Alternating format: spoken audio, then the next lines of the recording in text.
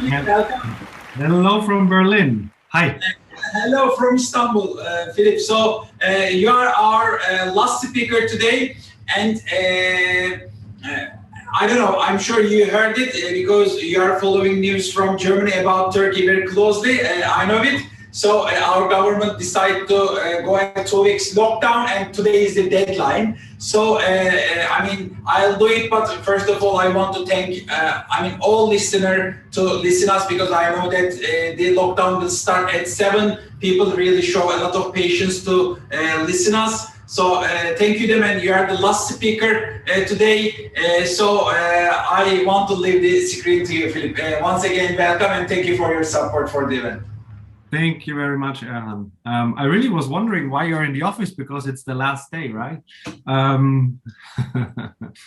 Yes, I mean, the thing is, we somehow we set up everything in our office. Then the decision was come 3 days ago. So I mean, it was very difficult for us to do these events at home. I mean, all infrastructure is here. Yeah, I mean, eventually it's on YouTube, and it will be a good knowledge base. I guess it was great. Everybody shared their great idea, and people will be able to follow it in YouTube, and we'll do a nice production on all these presentations. So it will be a good knowledge base for future. Perfect, perfect. So yeah, thank you very much, first of all, for having me. I'm very happy to do the Hotel Linkage Summit closing today, so the last presentation. I guess it was a long day for all of you. We're already running late, so as you can imagine, I have a lot of numbers for you for the next 15 minutes. That's why I'm here. And let me share my screen with you.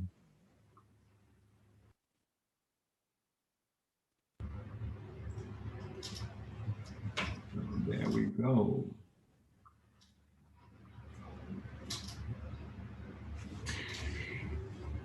What is my keynote, my presentation about? So the topic is, why should hotels pay more attention to market and revenue data? And what in the end did the pandemic teach us about that? One slide about me, myself, and I. My name is Philipp. I used to work in hospitality, especially in revenue management, for almost 10 years. After that active career with stopovers at Starwood Hotels, at Best Western, IHG, I joined HQ Revenue back in 2013. So the very, very early years. And besides revenue management, my family, I have a passion for music and collecting and playing records and vinyls. One sentence or 2 sentences about HQ Revenue. We were founded back in 2012. Right now have over 10,000 customers on our platform, and our passion is really to give our customers the most valuable and the most interesting data points, such as, of course, competitor rates, but also market data, external demand data, internal demand data, event data, vacations and holidays. So a lot of information, a lot of data combined just in one tool, and always served 100% in real time. And this was also the intention why we have founded this company, because we are all coming from the hospitality industry. We're all coming straight from the hotel, and back in the days it was really hard to get the right information. So we started developing our tool back in 2012, and I guess we were also the first real-time tool, because our focus was always hospitality, and hoteliers need more information about their markets and about themselves. Before we kick this off, I have a quick question to all of you. Maybe there is a chat functionality, so I will wait maybe 10 seconds. But the quick question before we kick this off is to all of you guys: how many times can you subtract 10 from 100? So is it 10 times? Is it just once? Or is it infinity? I give you now 10 seconds. Maybe you want to post it in the chat.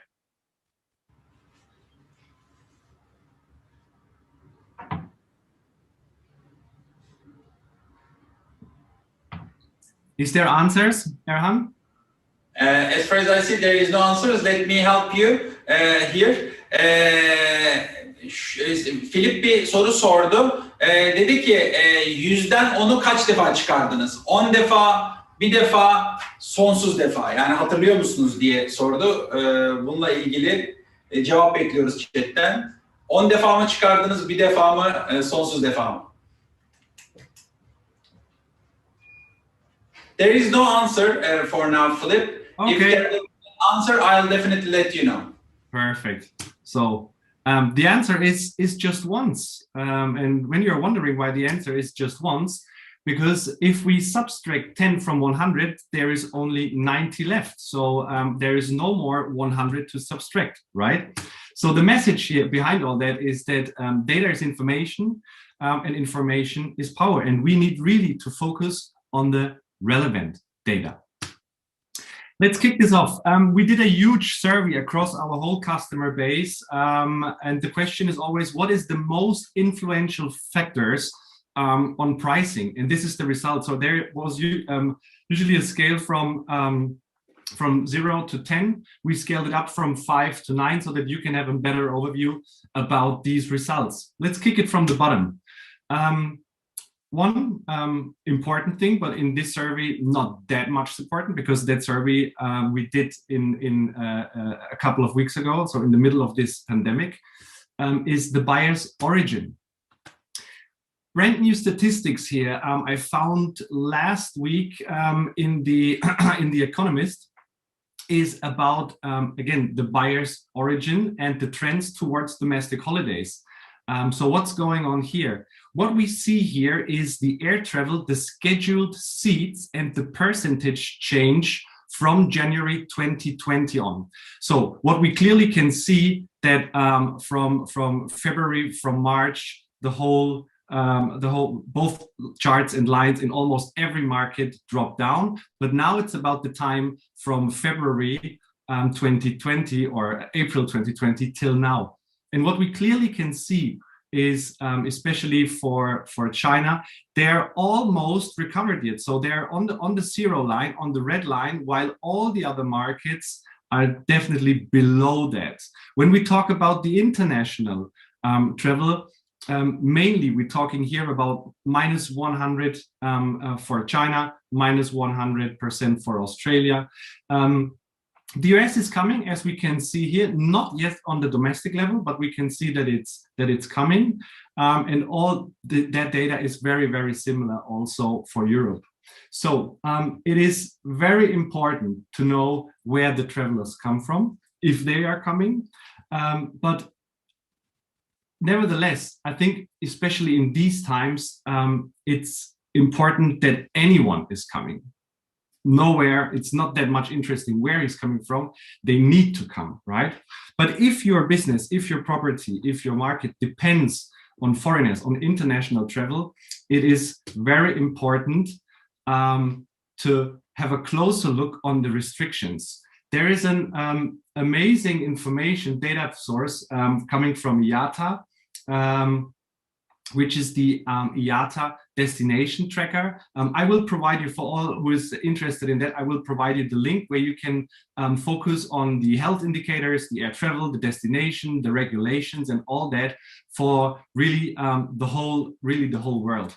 I've just picked, because I think it makes sense, 3 different countries, which is New Zealand, Germany, and Turkey. And first of all, we should focus on stuff like stay-at-home requirements. So is my country attractive, right? Is my country attractive for international travelers or for foreigners, right? And here we clearly can see what is about the restrictions in the different countries. I'm not sure if Turkey is already live and updated, but I think it looks quite updated here. Yeah, and what we also can see is that there's almost no more restrictions, or there is no more restrictions when we talk about New Zealand. So after we found out if our country is attractive in regards to the local restrictions, we need to find out what is going on about the air travel restrictions. And also that we can easily find out within this Iata link. Again, if there is an interest, I'm more than happy to provide you with that, because you can easily find out what's going on country by country. Back to our survey. The second line I want to focus on is the lead time, with almost 8 points from 10. When I talk about the lead time, I have two examples here. First one is property and city property of an A destination like in Berlin. And when we see the lead time of the booking pattern for February and April, for February till April 2018 and 2019, it is like that line that we know and that we used to work with. Like, this is a proper lead time as we know it. We all know everything has changed, and the demand in COVID times comes very, very fast and very, very short term. So it started from 14 days around a year ago, and now we're like the next 5 to 3 days can decide everything if my property is empty or if I'm running over 40%. An interesting example is when we talk about leisure markets. So I've picked here a property at the Baltic Sea in Germany. And we see when we focus on March, April, May, and June, that the pre-bookings and the pre-occupancy was quite okay, something between 35 and 55%. And the sooner we come to the arrival date, the occupancy dropped down because there was lockdown extensions, because they also continued with the travel restrictions and so on. But now we are focusing on June, and what we see is that there is already a really high occupancy when we talk about the lead time. So we got many days left where we have over 60%. So the question is now, what is going on for the last 35 days prior to the arrival, right? We have a huge potential to sell the last 35%. Or if we continue with the travel restrictions, it might drop down as well. Personally, when I see that, in my opinion, the occupancy already is way too high, because if they ban all these travel restrictions and if we are allowed to travel, there is only 35% to earn money. So think about that. Back to the survey. Let's focus on the demand on the destination itself. And here I've picked some positive news, some positive information. This is also a brand new SDR chart, I think from 2 days ago, where we clearly can see when we focus from January 2020 till now, I guess that's what we all know, that everything dropped down between April and May. But when we enter now April, we clearly can see that the US and the Chinese market is already recovered on around 80% because of a lot of domestic travel, right? Also, the Middle East is not far away from these lines here. But the big question, of course, for all of us is when will Europe follow? Some other positive news. Here I've picked Miami, Florida, as well as St. Petersburg. The first chart is the demand chart, where we compare the current and actual demand versus our internal HQ demand forecast. And as we can see, the weekends are running super well, but even during the week, they're already running over 60%. And here all these nice spikes on the weekends, while also the rates are very good, talking about the 4- and 5-star hotels with an average always over 190 euros in that case. Even better is St. Petersburg. So when we have a closer look on the demand in St. Petersburg, Russia is pretty high. On some days, even higher than our company, than HQ Revenue has forecasted. The reason for that is that a lot of recreation and leisure areas in Russia are closed, so that's why the domestic travelers focus really on the cities. And as we see, it's working very well there. The same for the rates. So there is almost no day where we see rates under under 9,000 rubles here for the 4- and 5-star hotels. Price value, which is rated with a very, very high score, and this is a very important topic. What we see in a lot of destination now is that we get something like an oversupply, right? There is so many hotels available because the demand is missing. So what is the key factor now? The most important thing is my personal price value, and that's why I've displayed here this price value matrix, where we combine rates, room rates, and review scores. So we got on the x-axis, we got here the review line and the price line right here. And what we see, all these lines here is different hotels. So we are overviewing now a period of 90 days. The ideal line is coming from the left bottom to the right top. So everything is okay right here because we see competitors with lower scores and lower rates, or competitor hotels with higher rates and higher review scores. We only need to identify these days where competitors are undercutting this line here or are positioned above that line right here, because then we're facing situations that competitors with a better score are undercutting my price, which is very dangerous in regards to my market share, or the possibility to miss the potential for a higher rate because we're facing here competitors with a lower rate and a higher score. So it's very important to track this not on a daily basis because we don't have time for that. We need to check this on periods and only pinpoint out these days where we need to do the changes, right? So ensure your pricing reflects the expectation with your comp set and correlates with your occupancy and the overall demand, of course. Last but not least, the demand on property. And that's a tough one because, as we all know, the external demand in many destinations, unfortunately, is missing.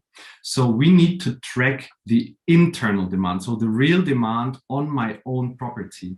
And for that, we have developed a super nice feature where we can track what is going on my IBE, so on my internet booking engine, what's going on my homepage.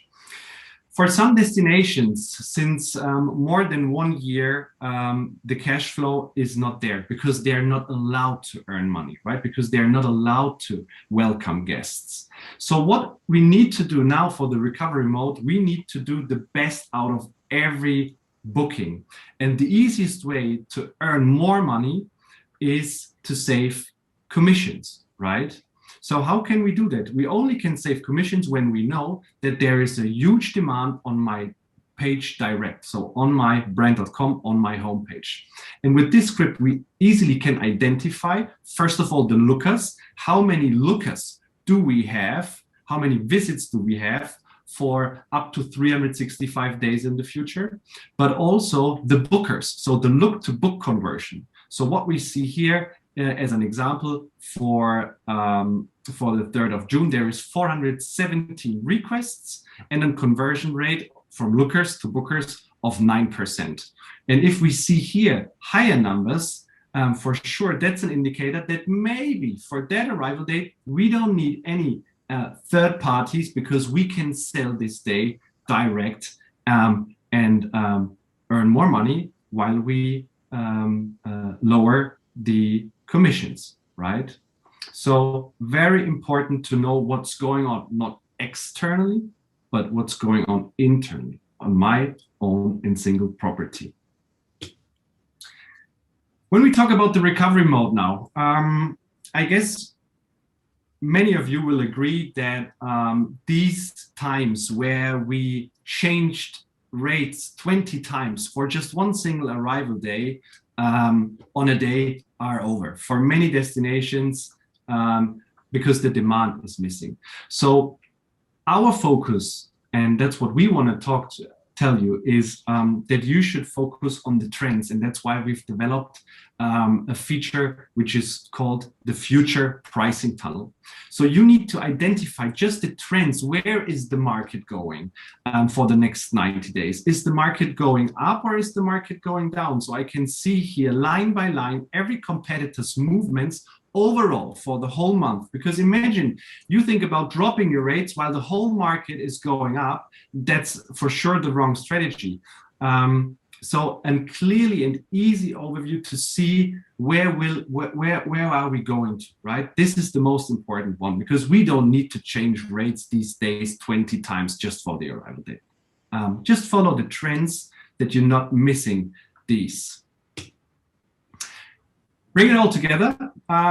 This is a sneak preview for all of you of our new dashboard. I guess, yeah, you're one of the first ones seeing that, where we really combine these information. It's not only the external information, like where is the market trend going, where is these days where my price value is not correct, but we also integrate your preferred partners. In that case, we got hotel Linkage, we got hotels.com, we got Odermax right here, and also my internal data, my financial KPIs, revenue, ADR, the RevPAR, and the occupancy. We are able to integrate over 90 different PMSs, of course, international ones, but also local players like Sedna and many, many more. So why is market data crucial? In the past, it was always, yeah, I always did it like this, and I just use it to monitor if I'm correct, and just to follow anyone. But from now, and the world has changed, it is really an essential thing. No one is alone, and we need to get all that external data to exactly know where we are and where we want to go to, and where is the right price for my own and my personal property. So data is more important than ever. Thank you very much. Thank you very much, Philip. I mean, we are really very excited to see a new dashboard. When you sent me the print screen of it, I just love it very much. It's a great job. Congratulations on that. Thank you. You shared very important information with us, and data is the truth, data is the future. We all need to know how to read it and how to take action based on what we read it. So it was a great presentation, Philip. Thank you for being with us today, really, and thank you for your patience. Thank you very much. Bye-bye. Take care. Bye Philip. Thank you. Değerli katılımcılarımız, bugün biliyorsunuz 3 gün önce açıklanan 2 haftalık bir kapanmaya giriyoruz. Bu biraz ofiste de öyle, siz de öyle hissediyorsunuzdur. Bayramdan bir gün, yani Ramazan'ın son günü, bayramın bir gün öncesi Arefe havası var yani her yerde. Bir şekilde öyle hissediyoruz. İstanbul'daki yoğunluk da onu andırıyor. Biz tüm bunlara rağmen bugün sabırla bizlerle birlikte olduğunuz için öncelikle tüm katılımcılarımıza sonsuz teşekkürlerimi sunuyorum. Bununla birlikte gün boyu bizler için çok değerli bilgiler paylaşan, sunumlar hazırlayan, gerçekten çok ama çok önemli şeyler öğrendiğimiz tüm konuşmacılarımızı da kalpten ve yürekten sonsuz teşekkürlerimi sunuyoruz. Bu yayınların tamamını YouTube'da bulabileceksiniz. Hatta bizim ekibimiz buradaki yayınları sizler için derleyecekler. Ben uzun dönemde gerek sektörümüz gerek okullarımız için çok önemli bir bilgi kaynağı olduğunu düşünüyorum. Farklı fikirler paylaşıldı, görüşler dile getirildi. Çok sevdiğim bir laf var, söyleyebilecek miyim bilmiyorum ama hakikat farklı fikirlerin ve farklı görüşlerin çakışmasından ortaya çıkar diye. Umarım bir öngörü kazanmanıza bu etkinliğimiz yardımcı olmuştur. Ben tekrardan herkese sabrı için teşekkür ediyorum ve herkese iyi akşamlar diliyorum. Umarım tez zamanda pandemi sona erer ve bu etkinlikleri yüz yüze yaparız. Bir alkış rica ediyorum hepiniz için. Hotel Linkage.